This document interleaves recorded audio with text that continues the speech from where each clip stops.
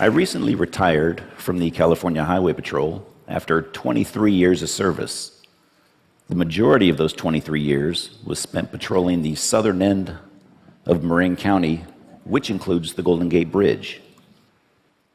The bridge is an iconic structure, known worldwide for its beautiful views of San Francisco, the Pacific Ocean, and its inspiring architecture. Unfortunately, it is also a magnet for suicide, being one of the most utilized sites in the world. Since its opening, over 1,600 people have leapt to their death from that bridge. Some believe that traveling between the two towers will lead you to another dimension. This bridge has been romanticized as such, that the fall from that frees you from all your worries and grief, and the waters below will cleanse your soul.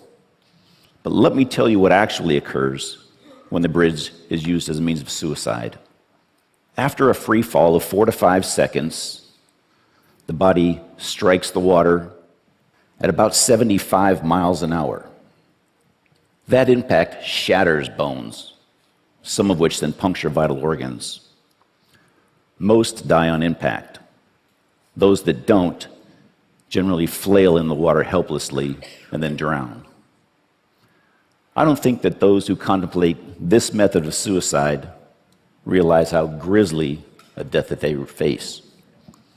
I'd like to introduce you to a man I refer to as hope and courage. On March 11th of 2005, I responded to a radio call of a possible suicidal subject on the bridge sidewalk near the North Tower. I rode my motorcycle down the sidewalk and observed this man, Kevin Berthia, standing on the sidewalk. When he saw me, he immediately traversed that pedestrian rail and stood on that small pipe which goes around the tower. For the next hour and a half, I listened as Kevin spoke about his depression and hopelessness. Kevin decided on his own that day to come back over that rail and give life another chance. When Kevin came back over, I congratulated him. This is a new beginning, a new life. But I asked him, what was it that made you come back and give hope and life another chance? And you know what he told me? He said, you listened. You let me speak, and you just listened. The collateral damage of suicide affects so many people. I pose these questions to you. What would you do if your family member, friend, or loved one was suicidal? What would you say?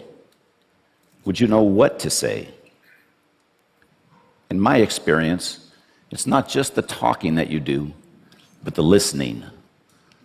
Listen to understand.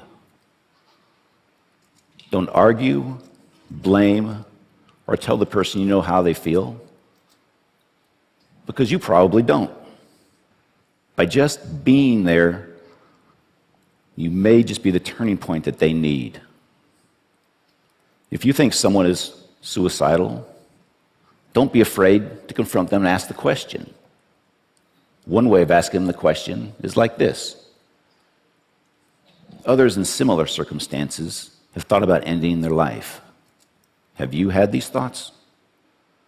Confronting the person head on may just save their life and be a turning point for them. Suicide is preventable. There is help. There is hope. Thank you very much.